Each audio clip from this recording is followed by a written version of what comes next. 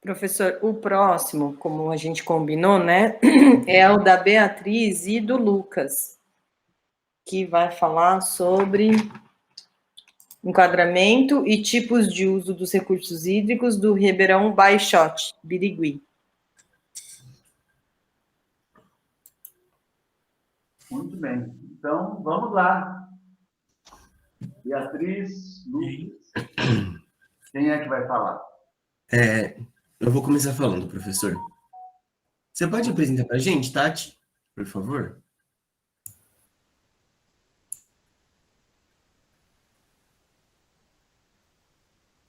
Com relação a fazer uma reunião com o pessoal do Cultivando Água Boa, da Itaipu, eu vou convidar também o ex-presidente da Agência Nacional de Águas, o José Machado, tá certo? Para que ele seja um dos coordenadores dessa atividade com a gente. Aí, então, através da Tatiana e da Flávia, eu passo as informações e a gente marca a data e manda link e tudo mais, tá bem?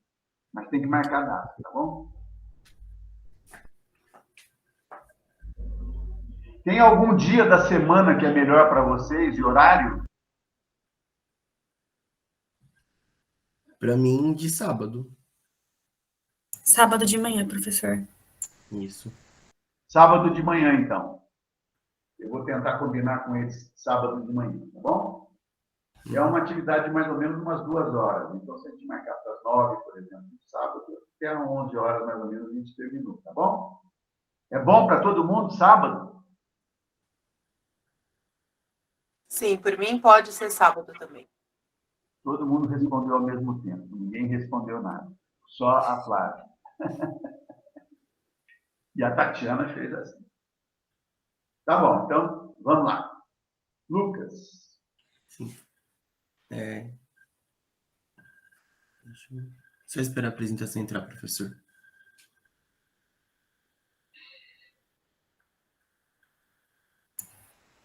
A Tatiana que vai apresentar?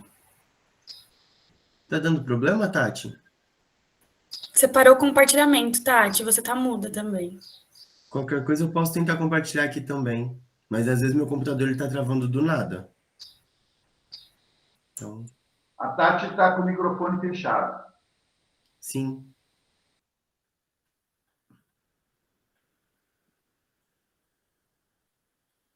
Continua com o microfone fechado, Então, Tati. deixa que eu compartilhe a tela mesmo, então, Tati. Obrigado. Vamos lá. Agora sim. Ela está duplicada. Por algum motivo você se aparece duplicada, Ela Tati. está com o telefone e Tá. e computador. E o computador. Tati, você pode sair de uma das contas. Porque quando você abrir o microfone, vai dar microfone. Deixa eu ver. Tá aparecendo a apresentação, gente? Ainda não está aparecendo. Ah, Deus. Tá. Aí foi. Agora sim. Agora foi? Sim, Foi. está aparecendo. Deixa eu botar aqui.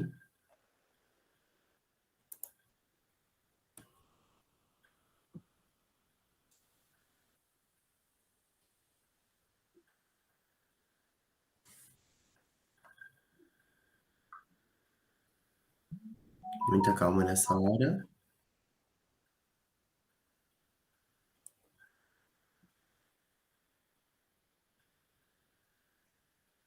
Se você quiser mandar para mim. Calma aí, Flávia. Meu amigo.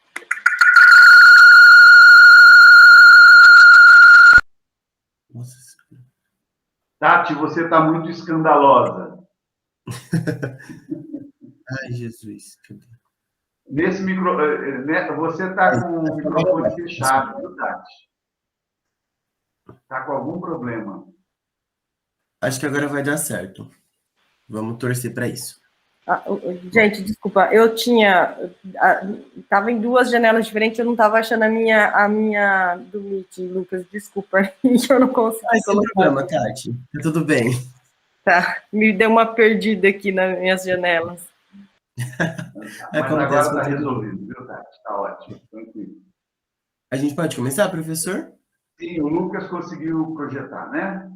Sim, acredito que vai dar certo agora. Vai dar certo. Então, começando o trabalho, nós vamos discutir aqui. Ai, Jesus. Nós vamos discutir nesse trabalho uma proposta de enquadramento e tipos de uso de recursos hídricos superficiais na bacia hidrográfica do Ribeirão Baixote, nos municípios de Coroados, Brejo Alegre e Birigui, no estado de São Paulo, Brasil. Esse trabalho foi elaborado pela Beatriz Faberetti Martinez e por mim, Lucas Nunes Fernandes, com auxílio e orientação do professor Dr. Rodrigo Lila Manzioni. Vai ser apresentado como requisito de aprovação da disciplina de Instrumento de Gestão de Recursos Hídricos do professor Dr. Cláudio de Mauro, no programa de pós-graduação em Geografia, mestrado profissional, da FCT Unesp Presidente Prudente. Bom, inicialmente, a nossa apresentação está estruturada em introdução e objetivos, metodologia, resultado e discussões, conclusão e referências bibliográficas. Na introdução... Bom dia, eu sou a Beatriz e vou apresentar para vocês o referencial teórico que embasou o nosso trabalho.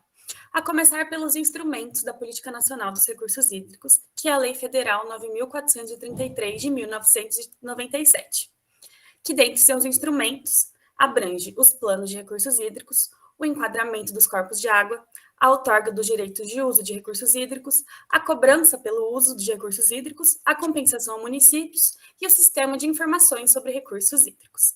Este trabalho tem enfoque principal nos instrumentos de enquadramento e outorga, mas é importante destacar que todos os instrumentos comunicam entre si. Pode passar, por favor. Falando um pouco sobre o que é enquadramento, a Resolução CONAMA 357 de 2005 define que o enquadramento dos corpos hídricos é o estabelecimento da meta ou objetivo de qualidade da água a ser alcançado ou mantido em um segmento de corpo d'água de acordo com seus usos preponderantes e pretendidos ao longo do tempo.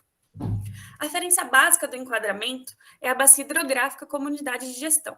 E para definir as metas do enquadramento, deve-se obter as informações como os usos atuais e futuro dos corpos d'água, bem como os recursos existentes para alcançar tais metas pretendidas, ou como o professor já mencionou em uma de suas aulas, que é o rio que queremos, o rio que temos e o rio que podemos ter.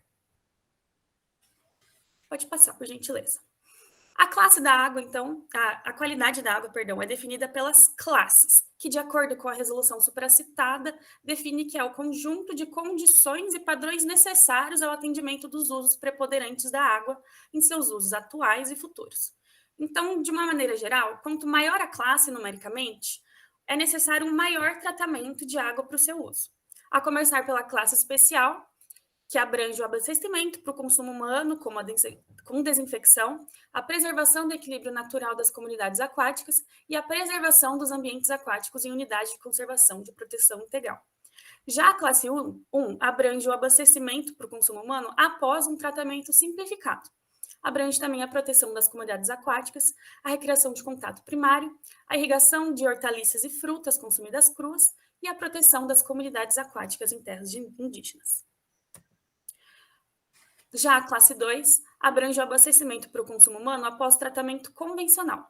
Abrange juntamente a proteção das comunidades aquáticas, a recreação de contato primário também, e a irrigação de hortaliças e plantas frutíferas, parques e jardins, com os quais o público possa vir a ter um contato direto. Adicionado também a aquicultura e a atividade de pesca. Já a classe 3 abrange o abastecimento para o consumo humano após um tratamento convencional ou avançado. A irrigação de culturas arbóreas, cerealíferas e forrageiras, a pesca amadora, a recreação de contato secundário e a dessedentação de animais. Já a classe 4 é só para navegação e harmonia paisagística. Aqui a gente tem um esquema de... Lucas, me permite te interromper um instantinho só? Sim, professor. Quando nós estamos falando em publicação de um e-book, então seria interessante que todos os grupos que vão falar a respeito de enquadramento fizessem um pacto. Essa primeira parte que foi apresentada pelo Lucas e pela Beatriz não precisa ser apresentada em todos os capítulos, porque é um livro. Se é um livro, então, nós podemos, vamos dizer, organizar a publicação a partir dos instrumentos. Então, agora nós vamos falar de enquadramento. E aí apresenta essa concepção que é necessária, mas que não precisa ser apresentada em cada um dos textos, senão fica uma repetição desnecessária. Sim, não, mas no artigo a gente já não estava pensando em colocar essa definição. Tá, mas, de qualquer maneira, se vai falar sobre enquadramento e tiver 3, por exemplo, textos sobre enquadramento, seria importante ter essa introdução no geral. Ah, sim, claro. Tá É que certo? uma, Tá entendido uma isso? apresentação de seminário, a gente pensou em colocar todas as definições, mesmo que já tenham sido abordadas ontem por outros grupos. Ah, bem, tá tranquilo. Tá? Mas eu estou falando em caso de publicação, tá bom?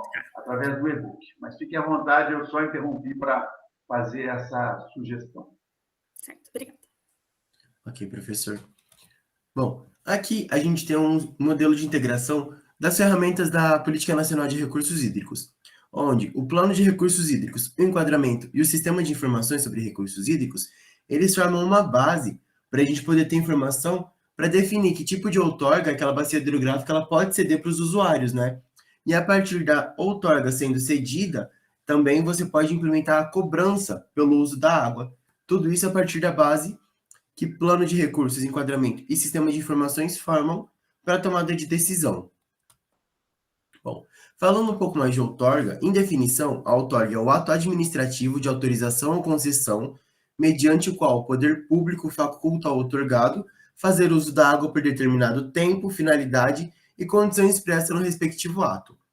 Bom, no estado de São Paulo, quem tem o poder de conceder ou não conceder outorga é o Departamento de Águas e Energia Elétrica, e isso está no artigo 7º do Decreto Estadual número 41.258, de 1996, da Lei Estadual de número 7.663, de 1991.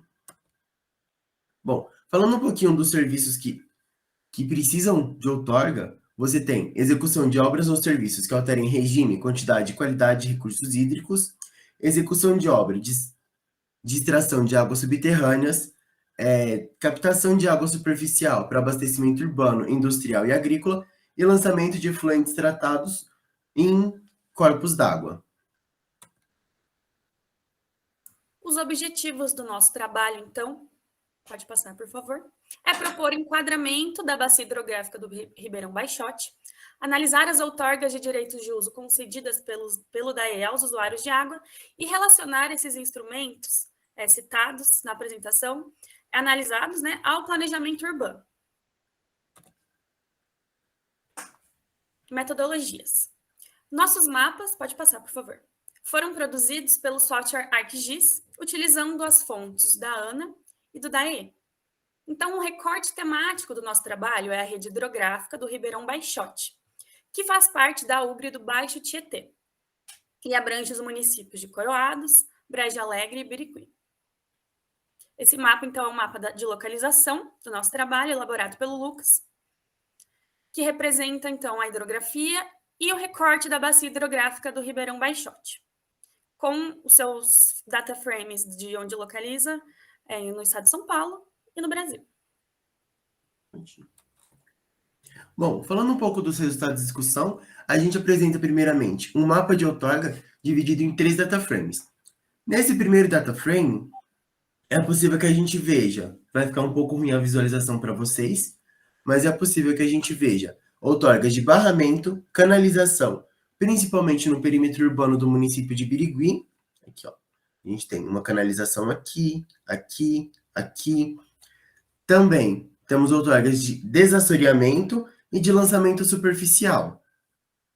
Nesse segundo data frame, a gente vê em pontinhos pretos as outorgas de captação superficial e em pontinhos verdes a outorga de captação subterrânea, né? A gente pode observar aqui que a outorga subterrânea é a grande maioria das outorgas deliberadas concedidas pelo DAE dentro da bacia hidrográfica, né? E aqui a gente tem, nesse último caso, as outorgas de proteção de leito e margem, de reservação, as outorgas de retificação e de travessia aérea e travessia intermediária, como a gente pode observar aqui, é uma quantidade muito menor dessas outras outorgas em relação às de captação. Essa parte aqui que a gente pode observar que tem um maior número de outorgas de captação subterrânea está dentro do perímetro urbano de Birigui, né? Então a gente tem solo impermeável, enfim. Aí agora, passando para o nosso outro mapa, é uma proposta de enquadramento. Para a gente fazer esse enquadramento, a gente levou em consideração onde a gente tem um lançamento superficial de efluente tratado, que no caso do município de Birigui é aqui, onde eu estou apontando com o cursor do mouse, e no município de Coroados é aqui. Por determinação, não me recordo agora se é lei ou se é decreto, quando você tem lançamento de efluente doméstico na rede hídrica superficial, você não pode utilizar essa água por uma determinada distância para abastecimento humano. E como a Beatriz explicou anteriormente, a única classe de água que não pode ser utilizada para abastecimento público é a classe 4. Então, a gente sugeriu que essa parte do córrego toda fosse colocada como classe 4. Enquanto as outras redes de drenagem não têm nenhum tipo de lançamento superficial, elas poderiam ser enquadradas de classe especial até o classe 3. A gente coloca como proposta de enquadramento de recursos hídricos, porque o enquadramento ele leva em consideração uma série de características físico-químicas para ser feito como DBO, OD, temperatura, turbidez, cor. E a gente não tinha nem equipamento, nem tempo hábil para poder fazer essas análises para chegar num enquadramento que de fato coincidisse com o que realmente está acontecendo nesses cursos hídricos. Por isso, então, uma proposta de enquadramento, que pode ser analisada depois. Bom, fazendo uma relação entre esses dois instrumentos analisados, a gente pode observar que a maior quantidade de outorga concedida é de captação superficial e captação subterrânea, sendo a captação subterrânea muito maior em questão de quantidade, né? A maior concentração estão em áreas de córrego de classe especial até classe 3. A maior parte está dentro do perímetro urbano do município de Birigui. E o enquadramento, a gente fez essa proposta por conta de que muitos corpos hídricos, eles não estão com o enquadramento regularizado, eles não têm um enquadramento feito, né? O único enquadramento existente é o enquadramento de 1977, no qual a maioria dos cursos hídricos são colocados como classe 2, sem nenhum tipo de estudo técnico ou científico que possa dar um embasamento nessa decisão mostrada. E analisando isso, é importante a gente conseguir observar também que é importante que o planejamento urbano deva ser pensado a partir do meio natural. Porque quando você tem planejamento urbano pensado a partir dos instrumentos de gestão que a gente analisou, você tem um desenvolvimento que respeite os limites dos recursos hídricos que você tem disponível no seu município. E aí entra no papel do município fazer a gestão do solo pensando na melhor maneira de se desenvolver, só que gerando o menor nível de impacto ambiental e de degradação possível para os recursos hídricos, para que você tenha sempre para que você tenha sempre desenvolvimento, mas não tenha degradação.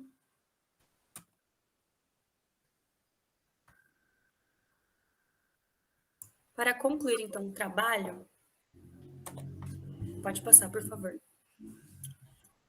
Nossas considerações finais, na verdade, né, é que a Política Nacional dos Recursos Hídricos representa, sim, um marco na gestão integrada de qualidade e quantidade das águas brasileiras, ou adotar a Bacia Hidrográfica como unidade de planejamento e gestão, o que incorpora as diversidades regionais, prevendo, assim, esse planejamento compatível com as mesmas. E o enquadramento, que é o principal instrumento dessa integração de qualidade e quantidade de água, deve ser parte de um processo da gestão participativa que considere o uso da qualidade de água e a água como bem dotado de valor econômico. E faz-se necessário pensar um conjunto de planos, sendo eles orçamentário, setorial e estratégico, se articule dentro de um mesmo ente federado. Pode passar, Aqui por favor. são as referências que a gente utilizou para elaborar o slide. Isso, que é a Política Nacional dos Recursos Hídricos. Isso. É a ANA, a Resolução CONAMA, que é a 357 de 2005, o que é a outorga definido pelo próprio Departamento de Águas e Energia Elétrica, e o Decreto 41.258, de 1996. Obrigado. Muito obrigada. Muito bem. Foram diretos, foram simples. Eu quero chamar a atenção de vocês para uma coisa que eu já chamei ontem, e eu acho que, na verdade, a gente tem que definir critérios para enquadramento, quais são os parâmetros que vão ser levados em conta, e não é possível a gente considerar os mesmos parâmetros para todas as bacias hidrográficas. Tem algumas que têm mais informações do que outras, não é? A gente tem que ter um mínimo necessário. Quais são os parâmetros que precisam ser considerados? Então, explicitar quais são. Agora, se eu tiver mais elementos, eu acho que vale a pena levar em conta e, consequentemente, adaptar àquela realidade. No caso, por exemplo, eu ontem me referi sobre o Atlas de contaminantes em água de abastecimento público, né? O Atlas foi feito pela professora, que é doutora em Geografia Humana, da USP, a Larissa Bombardi. Tem o Atlas que ela elaborou, mostrou que 25% dos municípios brasileiros têm pelo menos de 8 a 10 traços de contaminantes na água. Então, muita gente vai dizer, não, mas não dá para considerar porque ela levou em conta a água na torneira, a água que é servida. Sim, mas se a água é servida com aquele tipo de agrotóxico, significa que ela tem na água bruta, né? Porque, na verdade, esses parâmetros que nós estamos considerando de maneira geral para o enquadramento correspondem à água bruta, à água de captação do rio ou do lago, ou à água subterrânea, que vai para ser tratada, para ser distribuída. Então, é importante a gente ter essa noção. E eu sugiro vocês também, então, todo mundo está falando em enquadramento, que tenha acesso a esse Atlas, né? Está disponibilizado gratuitamente, certo? Na internet vocês localizam tranquilamente.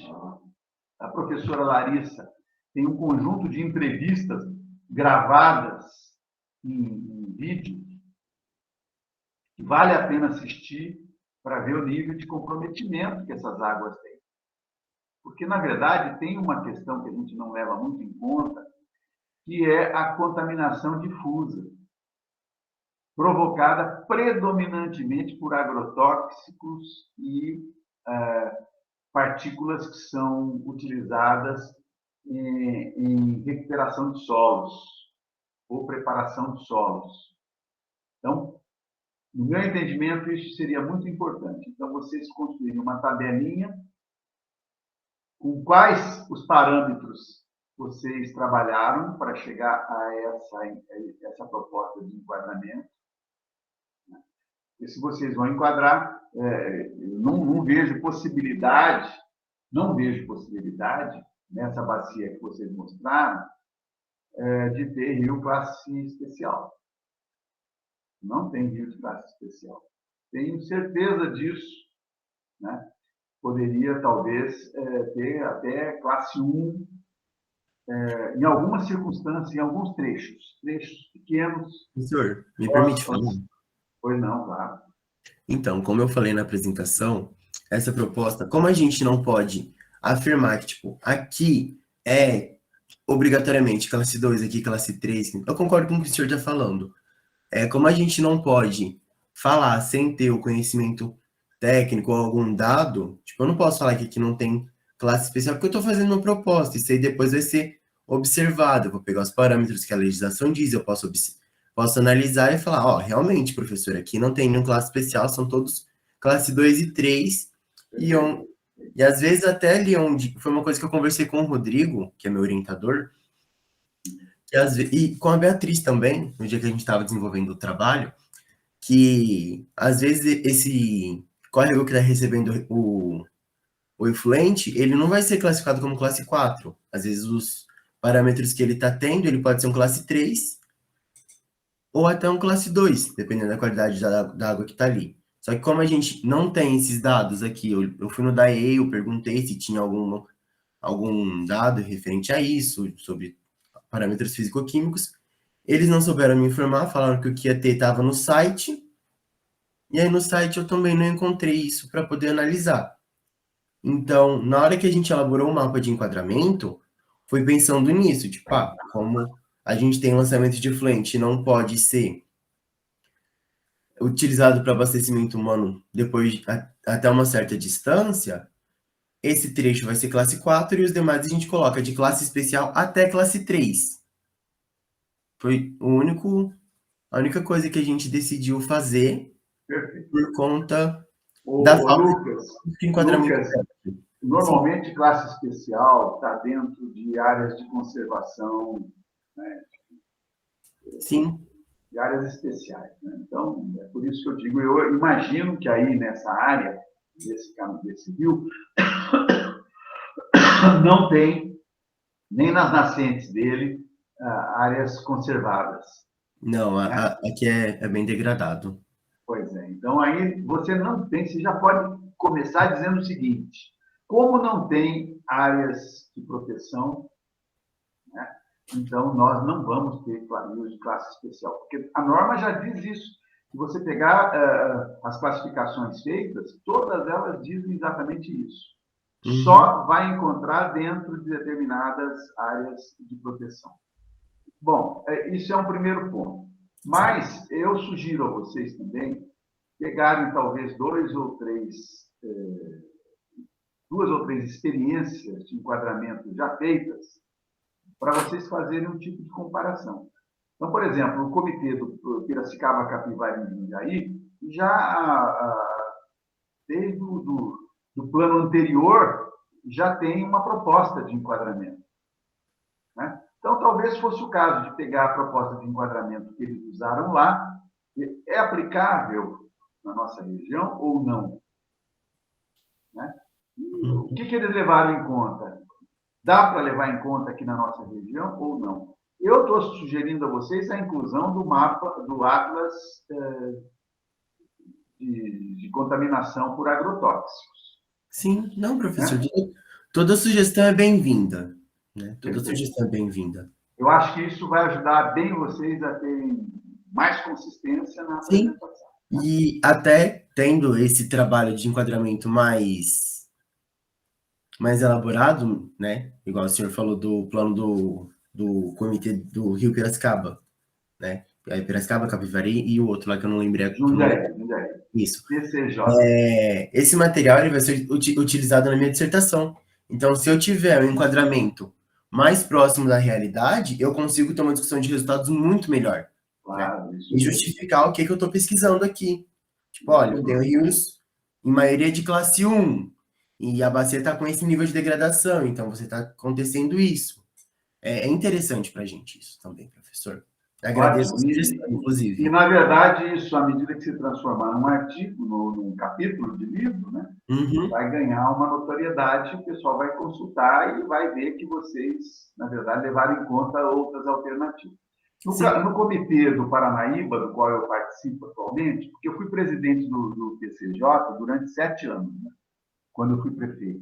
Claro, eu era presidente do comitê de Piracicaba, Capivari e Jundiaí. Mas depois eu fui para a ANA e depois eu fui para a Universidade Federal de Uberlândia. E lá, então, eu passei a representar a universidade no Comitê Paranaíba. Lá foi apresentada uma proposta de enquadramento que eu acho que vale a pena dar uma espiada, que foi ainda, mas ela ainda não foi aprovada no Conselho Federal, porque o enquadramento tem que ser aprovado pelo Conselho. Se for um rio de domínio do Estado, é o Conselho Estadual que vai aprovar. Mas se for um rio de domínio da União, como é o caso do Paranaíba, e como é o do Piracicaba, tem que ser o Conselho Federal. Então, também... Desculpa. Como é, Lucas? Esse documento, ele já está disponível para consulta pública, como versão preliminar? Sim, nós podemos providenciar isso para você, se precisar. Tá bom? Por favor, professor, então. Eu vou Muito agradecer. bem. Então, tá bom. Agradeço muito a apresentação de vocês. Acho que vocês poderão ter um bom trabalho, um bom capítulo de livro. Obrigada, Obrigado. professor. Eu reitero aquela necessidade de fazer uma introdução. Se tiver 3 ou 4 trabalhos de enquadramento, pegar aquela A questão da gente pode olhar, eu acho que tem aquelas outro grupo normas, falando de colocar. outorgas também, se eu não me engano, do Nemer e Emilier, falaram de outorgas, né? Tem. A gente pode ver os E agora há pouco nós tivemos também o da Claire, a da Clara foi sobre revitalização, não foi? mas elas falaram em revitalização. Não foi Então a gente pode se organizar entre si e ver quem vai escrever as definições de enquadramento, ou então a gente pode separar um pouquinho. Cada um coloca um pouquinho de enquadramento em um lugar. Vai dar certo, professor. Perfeito. Obrigada, Muito bem. professor, pelas Obrigado, considerações. professor. Muito obrigado para vocês também. Tatiana, vamos para o próximo grupo?